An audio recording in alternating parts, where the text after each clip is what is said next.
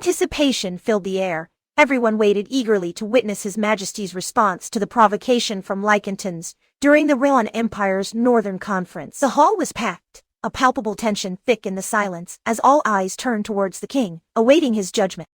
Yet, instead of issuing a direct command, the monarch surveyed those assembled, his sharp gaze probing as he inquired what course of action should be taken.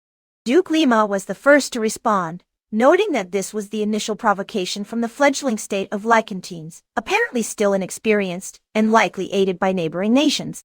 The Duke of the West proposed a decisive blow, recommending they be crushed completely to deter any future insolence. But the king's voice resonated through the hall, firm and unyielding. He simply ordered that Lycantons be left undisturbed.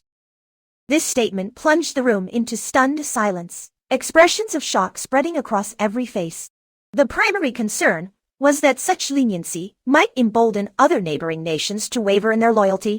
With chilling resolve, the king decreed that should that occur, everyone would be destroyed together. A deadly silence fell once more. Following a lengthy pause, the Duke of West cautiously suggested seeking the opinion of the Duchess of the North. Although she lacked an official ducal title, he believed that, as a representative of the Northern Territories, she ought to demonstrate interest in state affairs. He also pointed out her participation in a campaign with the Duke of the South, implying that military responsibility should be a shared burden. Though unspoken, it was evident most did not take this suggestion seriously. After all, what understanding could a woman in her position possibly possess? It was said her family had guarded the empire's four corners since ancient times, but ultimately, the current tension felt more like a mere dispute confined to the East and West. Abruptly, His Majesty declared the matter concluded and dismissed the assembly. Kirine, the Duchess of the North, also rose to depart, but before she could, the king gestured her closer. Confusion crossed her face. The king observed her intently and stated that she surely had at least one question for him. Hesitantly, she brought up the youngest princess. The king's expression shifted, and wariness entered her eyes as she spoke. She explained that Princess Enyo had likely departed with Rahman the magician, and that communication with them had been lost. However, she added that if His Majesty himself felt no cause for concern, then perhaps there was truly no reason to worry for Enyo's safety.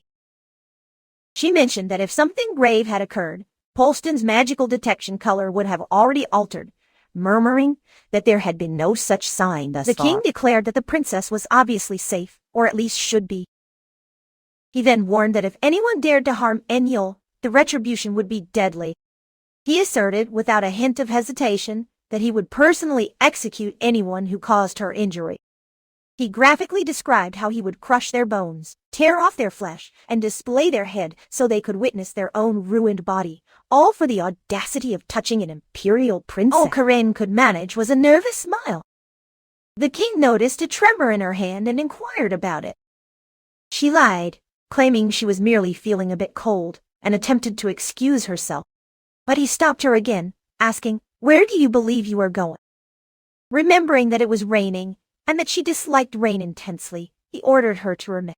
He commented that her hands felt freezing, and since the rain showed no sign of stopping, he commanded that a room be prepared for her.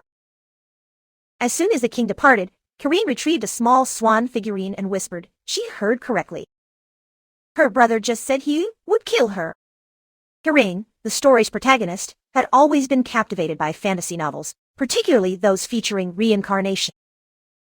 She found it fascinating how characters in these stories would awaken as princesses or queens. For her, a part-time zookeeper, such a fate represented the absolute peak of dreams, a chance to completely transform her life. She had yearned deeply to immerse herself in a world like that, wishing to live with the effortless grace of swans gliding across a lake. It remained merely a fervent desire until she fell into the water and drowned and awoke in a body. But unlike the heroines of her beloved novels, her initial reaction was markedly different. She observed her reflection in a mirror, wondering if this was what was meant by possession. A small smile touched her lips as she took in her features, dark hair with a subtle bluish sheen, mysterious purple eyes, pale cheeks, and red lips, a beauty she could scarcely describe. She mused over the potential paths laid out in such stories, marrying a cold-hearted duke and melting his icy exterior, escaping from an obsessive crown prince, or becoming the apprentice of a powerful wizard and turning the world upside down. But within an hour of this possession, her initial enthusiasm evaporated. She thought grimly that if she'd been lucky, she wouldn't have drowned in the first place. Her first instinct was to wave her hands, hoping some magical ability would manifest. She searched her body for special characteristics, but all she discovered was her striking appearance. She regretted not wearing a more elegant or lighter-colored dress. Her mood plummeted. The clothes she was currently wearing looked distinctly like mourning attire. Trying to convince herself it was just an odd impression, she opened the closet and was struck speechless. Everything was black. Every piece, every item, a vast sea of mourning. She wondered why. Closing the closet door forcefully, she attempted to maintain her composure. She considered that, like in her novels, perhaps a supporting character might appear too. But no one came, no servant, no sound. Alone, she began to wonder if she had perhaps become the ultimate villain. Even with such a face, surely someone would have tried to exploit her by now. She ventured out, searching for another person, but found no one. Growing scared, she questioned if she was in a haunted house or a horror novel. Running desperately, she moved through the garden until she finally halted, struck with amazement at the vista before her. Before her lay a panorama that truly resembled a scene lifted from a fantasy romance novel. She briefly wondered if she might be soaring through the sky, but a sudden sound jolted her back to reality. A maid appeared, dropping the clothes she carried onto the floor. Irene expected to be addressed as your ladyship or princess. The woman Catherine encounters looks utterly horrified and lets out a blood-curdling scream. This reaction stuns Catherine, who wonders if something is on her face or what could possibly be wrong with her. She attempts to approach, but the woman instantly turns and flees. Catherine calls after her, but the maid doesn't even glance back. Determined to understand the reason for this strange behavior, Catherine chases after her, confusion clouding her mind as she questions why the woman is running away. Stressed by the situation, she inwardly asks herself, what should I do now? The thought of having to return to that house alone makes her feel trapped. Then, she realizes the woman must have fled in a specific direction. Deciding to follow her path, Catherine hopes she might find other people ahead. She runs towards the direction the maid went, but suddenly, her steps feel lighter, while simultaneously her body grows heavier. It's a sensation, like being wrapped in something fluffy, buried beneath a feather-filled blanket. This feeling overwhelms her, and the shocking truth dawns with stunning clarity. She is transforming into a swan. Just at that moment, someone steps into view. A voice says something, and Catherine wonders who this person is. The woman with white hair reminds her that she had told her to stay put, hadn't she? And with a smile, she calls Catherine mother. The word stuns Catherine into silence. To briefly introduce Catherine, she was supposedly the daughter of a minor baron's family. The reality of being sold off to an old man old enough to be her father usually hints at the dire circumstances of such a family. Her own father passed away prematurely, and her stepmother, who had bankrupted the family with her extravagance, sold her off. The person who purchased the beautiful young lady was, surprisingly, not a gambler, womanizer, or madman, nor merely a count or viscount, but a duke, specifically the Duke of Endel, the powerful northern regent who governed the empire's north. However, the reason she couldn't rejoice over this sudden elevation in status was twofold. First, the duke, her husband, died on their very wedding night. Second, judging by the expressions of the servants who informed her, she realized she might not have even married a living person.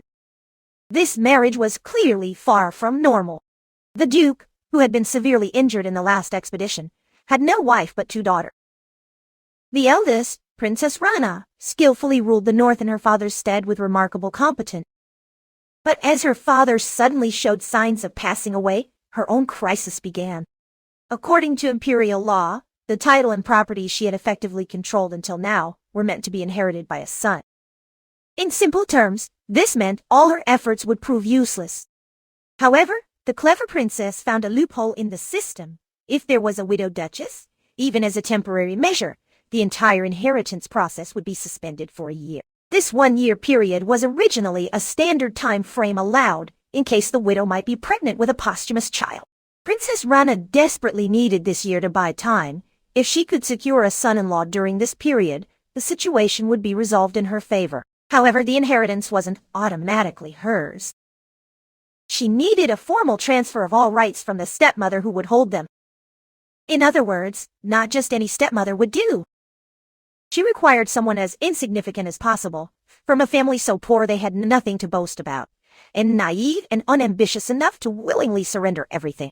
In the end, despite the cunning princess's extensive efforts to carefully choose a stepmother, she still felt uneasy and ultimately placed a curse. The stepdaughter feigned deep concern, declaring that knowing their new mother was degraded from the shock of their father's death, she had no choice but to take responsibility in both their absences. This was the narrative she disseminated to everyone. Even if some people found the princess's words suspicious, no one dared to challenge her. Having been the absolute power in the north for years, her words held the weight of truth and law. And as for how she had turned Catherine into this state, she was clearly skilled in black magic, a woman capable of anything. Catherine is inwardly fuming. Where in the world, she thinks sarcastically, does a transformation come so generously, so suddenly, so dramatically, all in one morning? That's exactly what she wanted, she mutters to herself. As for the surprise marriage itself, yes, it was a shock, but not something she couldn't handle. But then, of course, the husband had to die on the wedding night, and to top it off, she is cursed by her own stepdaughter. It's beyond absurd. At the very least, she is permitted to spend her days as the stunning Catherine. But no, by night she is forced to transform into a black swan. Oh, and if she's touched directly by moonlight, the change is instant. The message is clear. She shouldn't even think about stepping outside carelessly. She glares ahead, seething. Even if she were to try running away, suddenly turning into a black swan would be dangerous in its own way. And with her beauty, she doesn't forget to note, at this level of beauty, where could she possibly go, even as a black swan? If she were in a zoo, it would be packed with people coming to see her. Catherine dramatically gazes at her reflection in the water, thinking to herself how even her noble dignity feels overwhelming at times. She turns as another swan calls out to her, asking if she is heading in now. She replies coolly, yes, the sun will rise soon. The other swan is Celine, an information broker known across the world. Catherine figures the clever princess likely didn't foresee this outcome. But honestly, this calm, carefree lake life is exactly the kind of leisure she has always desired. After all, she is now the queen of this lake. Besides, half the lake's residents are humans cursed by the prince. She fits right in. She then asks Celine if she had found out what she inquired about. Celine replies that she asked around, but no one knows the name Catherine mentioned. Catherine thinks to herself that at least she knows she is not the main character, and wonders precisely which novel's world this might be. As the morning sun begins to rise, her form suddenly shifts, and she transforms back into her human self. Soon after, the Duke's other sister appears, asking Catherine if she is enjoying this life and expressing worry that she might be struggling. Catherine counters, asking why she doesn't direct that question to her sister if she is truly that curious. This makes the woman furious. She snaps at Catherine for daring to act insolent while cursed, and warns her that this will not end well. She might end up living as an animal for the rest of her life. Wouldn't that trouble Catherine too? Catherine challenges back, pointing out that it seems her sister occasionally needs the Duchess of Endel. Rebecca can only clench her fist in anger. Catherine's instruction for Rebecca to always address her as Princess further angered Catherine. As she departed, Rebecca delivered a threat to Catherine, stating she would make her life even more miserable. However, Catherine thought to herself that her life was already a form of hell, considering she was living as half human and half beast. Because of this, she decided the first necessary step was to find a magician capable of breaking this curse. As though contemplating escape, Celine tells Catherine that she heard about 2 ducks who once managed to escape the lake and even reached a magician's house. Catherine asks in astonishment, really? Eager for details, she questions what happened to those 2 ducks. Another snail, who had overheard their conversation, chimes in, asking what the outcome was, and points towards a rock nearby. On the rock, 2 large snails with detailed swirling shells are clearly visible. Celine answers saying you can see them right there. Those ducks became snails. The next day, she is sitting under the tree next to Celine, who is still in her swan form. Celine points out that Catherine seems to be in a bad mood since Lady Rebecca visited yesterday. Catherine realizes Celine is quite perceptive. It is because of this sharp perception that Celine was cursed. She was the first to realize that the handsome young man from the merchant group, frequently visiting the Duke's mansion, was actually a black magician. Now Celine tries to cheer her up, saying it is not like it is the first time Rebecca has acted like this. But, despite Celine's efforts, Catherine's mood sinks. She cannot help but wonder if it would be different if they were her daughters, one a psychopath, Rana, and the other a hot-tempered villain, Rebecca. Having had no family, not even siblings in the past, she yearns for one. She imagines an ideal child in her mind. A kid with plump lips munching innocently, sparkling eyes, and soft and chubby cheeks. But the reality, Catherine feels she has ended up with two difficult individuals as stepdaughters. Catherine decides to head back, suggesting that Celine should catch some carp, as it's the right season. Celine recalls an earlier event and replies that she had already caught something, but it turned out to be a person instead of a fish. No wonder it was unusually large. Just as Catherine is about to leave, she pauses, hearing an unfamiliar noise. She asks Celine to wait a moment and questions if she heard anything. The sound occurs again. Surprised, Catherine asks, "Who is there?" When there is no reply, Celine angrily demands how anyone dares not respond when their mistress is calling. A moment later, a small child appears, revealed to be a baby swan. As Catherine carefully examines the small creature, she mutters, "It's a real swan." Celine agrees, noting that it seems like it must have hatched quite recent. Celine then asks Catherine if she thinks the mother is nearby or if the swan has gotten lost. Catherine shushes her, noticing that the little swan looks startled. Celine points out that the only adult swans on the lake are Lord Leamington and his wife, wondering if they might have had a child already. However, she doubts it, given their constant arguing. Catherine observes that the notion of a cursed lake always being gloomy or peaceful is just a misconception. Rather, as animals, they are free from restrictions or prying eyes. Not knowing when they might revert to human form, their behavior can be quite wild. Celine suggests asking Lord Leamington, just in case. However, Catherine tells her not to. What if the baby isn't theirs? While she doesn't intend to gossip, she mentions Lord Leamington can be somewhat intimidating. Who will comfort the baby if it cries? Celine agrees that is true, but appears hesitant. So Catherine emphasizes that if they frighten the baby and cause it trauma, what will become of its future? They must remain calm. As adults, they should set a good example. Celine narrows her eyes at Catherine, pointing out that she seems to be the most excited one. Catherine turns away, thinking Celine is always so quick to notice things. She then turns back to the little swan, which is looking at her with eyes full of what seems like love. She wonders, where did she fall from? She realizes it has been a very long time since she last saw a baby. Judging by its inability to speak, she determines it must be a naturally born swan. Celine concurs, explaining that if it were a cursed person, it would at least be able to talk, and no matter how cruel Miss Rana is, she wouldn't curse such a young baby. Once again, Celine questions Catherine about why she is so excited about all this. Catherine, her face clearly showing excitement, quickly insists that she is not excited at all.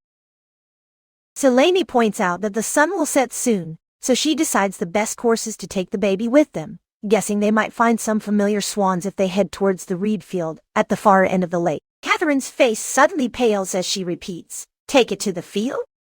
Celine confirms yes, wild dogs sometimes come down these days. "If we leave it here, it might not survive the night." But Catherine suddenly scoops the baby into her arms, ordering Celine to leave immediately and stating, "Weren't you the one who cleaned the reed field this afternoon?" She declares that there is no alternative. She will have to keep the baby with her for today. She adds that she had planned to rest, but now she won't be able to. Back inside the mansion, Catherine first ensures no one is nearby before taking the little swan into her room. She gently places the baby on the bed and gazes at her for a long time, apologizing for potentially making her uncomfortable, but admitting it has been so long since she has seen a baby. The baby blinks up at her, causing Catherine to feel overwhelmed by how adorable she is. Then she asks aloud, where on earth did her mother go? But as she looks more closely into the baby's eyes, she becomes captivated by their beauty, marveling at how they resemble sparkling jewels, like radiant rubies. such bright clear eyes that make her want to kiss them. However, she pauses in surprise when she realizes that swans typically have black eyes. And if it were a cursed human, it would at least be able to utter a word or two, yet this child cannot even speak. She feels a little relieved thinking it might be some kind of mutation, which could explain why the mother swan left the child alone. Acting as if the baby could understand every word, she quickly reassures the child that it is not her fault her mother abandoned her. She murmurs, "They are such fools, and you are such a beautiful baby." She picks the baby up, then adds, "It might sound a bit silly, but I'll be your mother." In response, the baby nearly looks up at her with those jewel-like eyes. Catherine reflects that while life by the lake is satisfying, it is just as lonely as her previous life, especially on the walk back to the villa alone. Unlike the shared space of the lake, she feels the solitude acutely within the house. Looking at the baby, she notices the little one seems sleepy, which is understandable. She closes the curtains. Another desire has been fulfilled, a peaceful lake life, and now this bright-eyed baby, Swan, nestled in her lap. She feels she couldn't ask for anything more. Eventually, she falls asleep beside the baby, hoping this peaceful moment is not merely a dream. Catherine awakens in the middle of the night, sensing someone's presence nearby. She realizes the baby swan has burrowed close to her, instinctively seeking her warmth and embrace. She really only likes warm things, doesn't she? Catherine thinks. The baby whispers a single word, "Mommy." Catherine responds softly, asking if she startled her and reassuring her that there is nothing to be afraid of, explaining that Mommy just suddenly changed shape. But then silence falls. A moment later, Catherine screams, completely freaked out, realizing that the baby just called her Mommy and that the baby had been human all along. Just then, His Majesty enters the room and states that on his way back, he heard an interesting story. The color drains from the faces of the people present. He adds with a pointed look that it seems to be only amusing for him. Then he fixes them with a stern glare and demands they report everything to him in detail. He explains that after Rome visited Haniel's palace yesterday afternoon, both he and Haniel vanished. Apparently, Rome had requested the nanny and maids give them some privacy, but now no one knows their whereabouts. His Majesty exclaims that he did not assign Rome to abandon his post. Tenon quickly attempts to explain, stumbling over his words and even accidentally calling His Majesty brother instead of his title. He clarifies that Haniel is so young and timid, she bursts into tears merely at the sight of Armnight. This only makes His Majesty more furious, and he asks, so the Knight Commander withdrew the guards because of a child's tears? Carol tries to calm him down, stating that fortunately, there was no reaction from the piston stone in Haniel's room, pointing out that if something had happened to her, the piston would surely have turned black, and it can be trusted. But His Majesty snaps back that they are risking a child's life on a mere stone, calling them both useless fools. He demands to know when Rome left. Rome has always been unpredictable, and this time was no different, he returned without warning. He had said he would just stop by to see Haniel, but before anyone realized it, he had vanished without a trace. Rome is the Empire's fifth prince, who inherited strong magical abilities from his mother's side of the family and demonstrated exceptional magical power from a very young age. Eventually, under the pretense of training, he even disobeyed the order to inherit his title and disappeared several years ago. Hero clenches his teeth, thinking about how Rome used to appear occasionally, but now to think he has caused a situation like this. His Majesty orders them to immediately deploy the palace mages to track Rome's magical traces and to hurry before the trail disappears. He adds that he will address their other matters later and commands them to send confidential messages to every border checkpoint. Rome couldn't possibly have crossed the border with a young child yet. However, Carol points out that since the child has never been outside, hardly anyone knows what Haniel looks like. His Majesty explodes in frustration, yelling, "What kind of brothers are they?" and reminds them that Haniel is of royal blood, Rowan's only princess, a girl with abundant blonde hair and red eyes, and her age as he trails off, unable to recall her exact age. An awkward silence settles over the room as he stands there, visibly confused.